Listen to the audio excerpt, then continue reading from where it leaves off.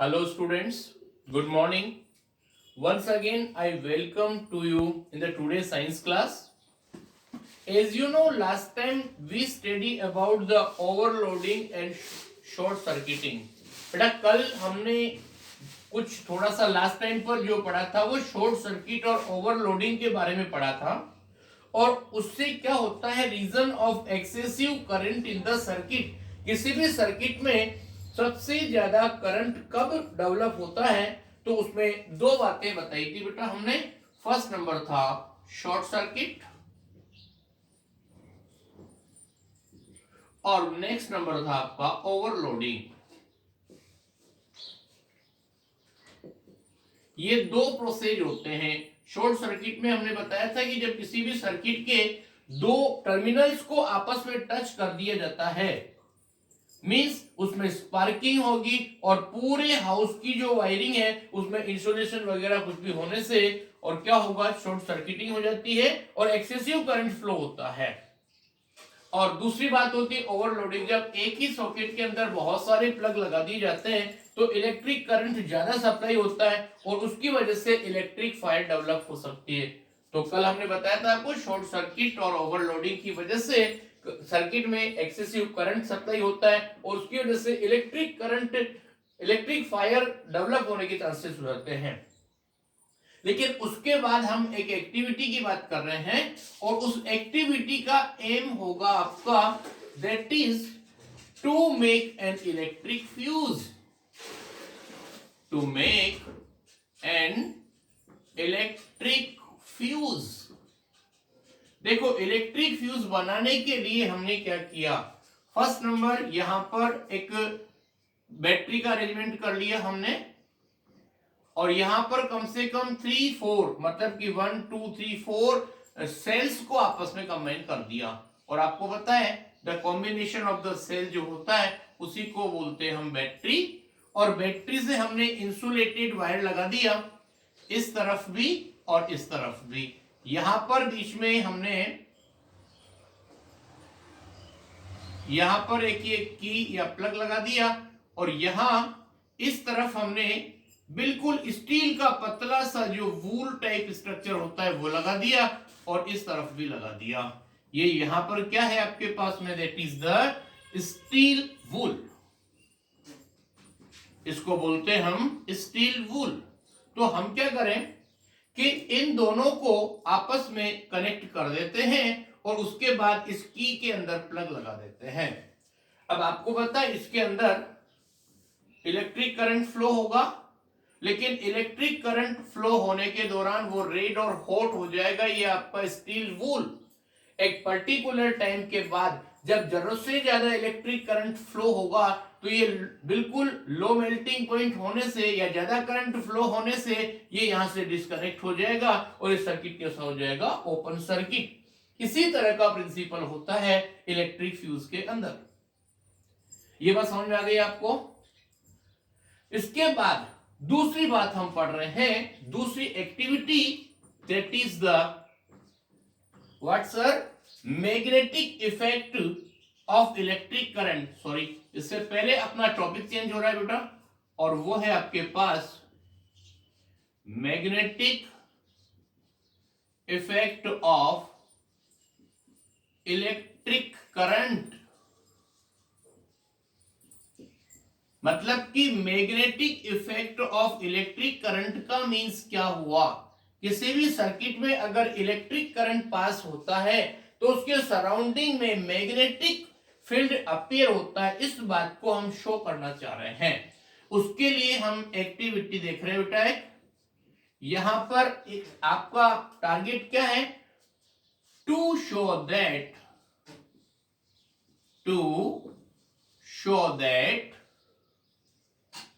a current carrying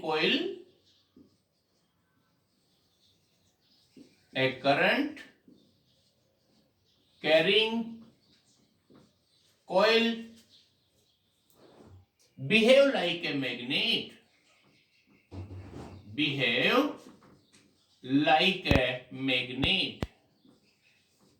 ये बात हम शो करना चाहते हैं कि किसी भी कॉइल के अंदर अगर इलेक्ट्रिक करंट पास होता है तो वो मैग्नेट की तरह बिहेव करती है। कैसे सुनना, फर्स्ट नंबर हमने क्या किया, इसके अंदर एक फर्स्ट नंबर हमने क्या करा, एक टेस्ट ट्यूब ले ली। उस टेस्ट ट्यूब के अंदर हमने कुछ लिक्विड फिलअप कर दिया, हो सकता है वो वाटर लेंगे हम, और कुछ नहीं है यहाँ पर, that is the what sir 3/4 इसका जो भी वॉल्यूम है उसका 3/4 हम वाटर से फिलअप कर देंगे। उसके बाद हम लेंगे थर्मोकोल बोल्स। ये यहाँ पर इस तरह की थर्मोकोल बोल्स होती हैं, और वो थर्मोकोल बोल्स हल्की होती है ना, इसलिए उनको उसके ऊपर हमने क्या करा, ऑलपिन लगा दी और इस तरह का अपने अरेंजमेंट कर दिया। तो ध्यान से देखना कि, और उसके बाद में हमने क्या किया, यहां पर इसका कनेक्शन, ये आपके पास क्या है, मतलब कि इंसुलेशन हटाया हुआ जो कॉपर वायर है वो हमने ले लिया। उसका एक पोर्शन तो हमने इधर से कनेक्ट कर दिया, मतलब कि इसको तो हमने इधर से कनेक्ट कर दिया और इधर इस वायर से कनेक्ट कर दिया। ये यहाँ पर प्लस माइनस, फिर ये प्लस फिर माइनस, और ये फिर प्लस और माइनस, और ये इस तरह से बेटा हमने सोल्व कर दिया। अब उसके बाद देखना, जब भी यहां पर आप इस की के अंदर प्लग लगाते हैं तो ये थर्मोकोल बोल्स, तो करंट तो इस सर्किट में फ्लो हो रहा है ना, टेस्ट ट्यूब में वाटर के अंदर करंट फ्लो नहीं हो रहा है। तो जब भी आप इसमें एक प्लग लगाते हैं तो ये अंदर की तरफ जो आपके पास ऑलपिन है वो बिल्कुल स्ट्रेट खड़ी हो जाती है। क्यों? क्योंकि सराउंडिंग में मैग्नेटिक फील्ड अपीयर हो रहा है। लेकिन जैसे ही वापस आप करंट फ्लोइंग ऑफ करते हैं, ये जो आपकी थर्मोकोल बोल्स वाली जो पिंस है वो वापस नॉर्मल कंडीशन में आ जाती है। इसका मतलब क्या हुआ कि when electric current pass through a coil it behave like a magnet. तो किसी भी कॉइल के अंदर अगर इलेक्ट्रिक करंट पास होता है ना, तो वो एक मैग्नेट की तरह बिहेव करती है। So this is the magnetic effect of the electric current. This effect of current can be used to make magnet, और इस तरह का जो प्रोसेस होता है वो मैग्नेट बनाने के लिए काम में लिया जाता है। The magnet made by the passage of electric current of the conductor is called electromagnet. बेटा बात को ध्यान से सुनना, इलेक्ट्रोमैग्नेट का मीन्स क्या है, यहां पर देखना एक नया नेम आ रहा है आपके पास, इलेक्ट्रोमैग्नेट। इलेक्ट्रोमैग्नेट का मीन्स क्या है, सुनो, मैग्नेट मेड बाय, डेफिनेशन बता रहा हूं,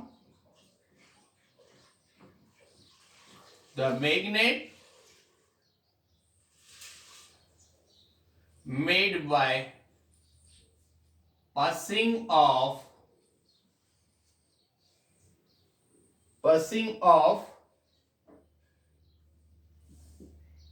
electric current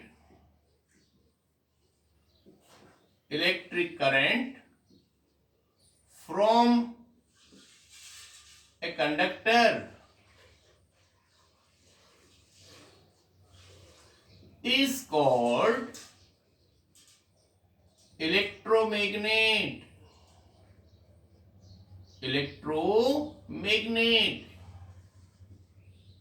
याद रखेंगे आप, मतलब इलेक्ट्रिक करंट के पास होने से, जिस कंडक्टर से इलेक्ट्रिक करंट पास होता है ना, तो इस तरह से बनने वाली जो मैग्नेट्स होती हैं उनको बोलते हैं हम इलेक्ट्रोमैग्नेट। इसके लिए एक छोटी सी बात बता रहे हैं, यहां पर एक नेम आ रहा है ओरेस्टेड, एक साइंटिस्ट का नाम है बेटा। तो he discovered that electric current produce magnetism. तो देखो, इलेक्ट्रिसिटी की वजह से जो मैग्नेटिक प्रॉपर्टीज डेवलप होती हैं उसको इलेक्ट्रोमैग्नेटिज्म बोलते हैं।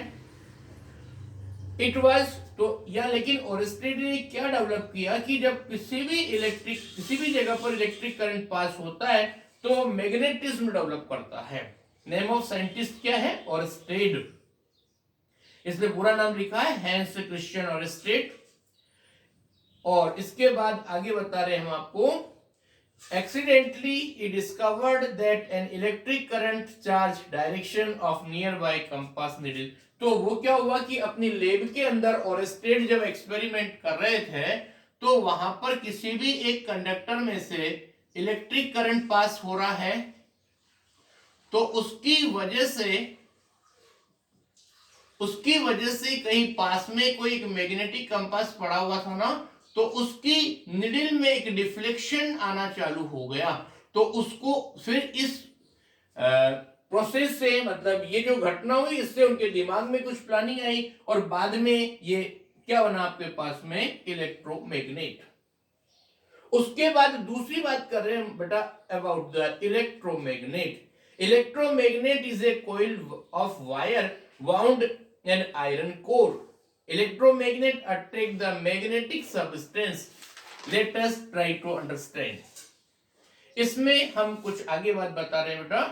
To make electromagnet and find its strength, मतलब हम अब ये बताएंगे आपको कि इलेक्ट्रोमैग्नेट क्या होती है और उसका स्ट्रेंथ किस हिसाब से मेजर की जाए।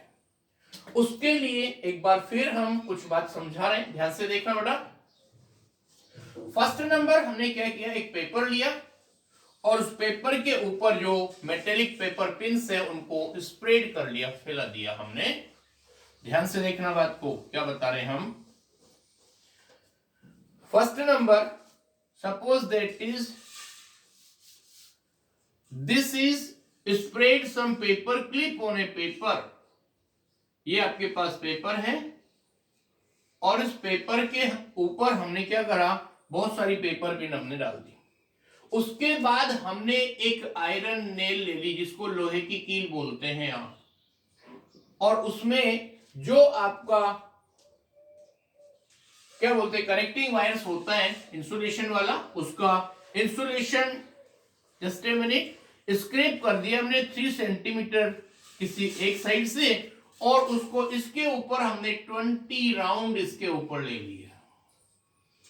उसके बाद इसको सर्किट से कनेक्ट कर दिए, this is plus this is minus, again this is plus this is minus, और इसको इस तरफ से कनेक्ट कर दिया। आप क्या देखेंगे कि इसके इस वाले पोर्शन पर सराउंडिंग में जो पेपर पिन पड़े हुए ना, वो इस जगह पर जाकर के अटैच्ड हो जाएंगे।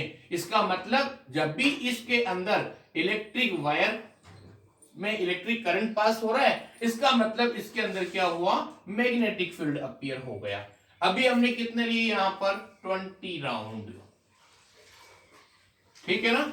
और ये क्या है आपके पास, पेपर क्लिप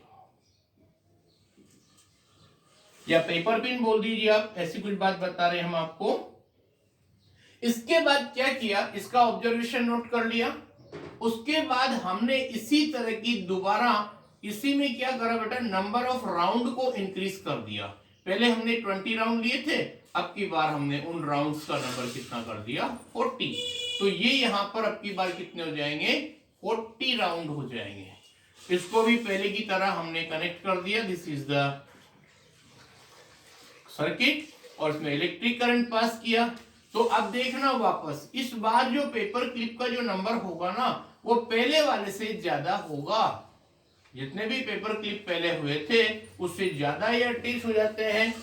और कहने का मतलब कि जितना आप नंबर ऑफ राउंड इंक्रीज करते हैं ना, उतना ही मैग्नेटिक फील्ड इंक्रीज हो जाता है। तो अब ध्यान से देखना बेटा, इसमें लास्ट कंक्लूजन की बात कर रहे हैं। Electromagnet made up paper clip, it behave like a bar magnet. तो पहली बात तो क्या पता लगी बेटा कि जब भी इलेक्ट्रिक करंट पास करते हैं तो जिस कंडक्टर से इलेक्ट्रिक करंट पास हो रहा है वो मैग्नेट की तरह बिहेव करता है।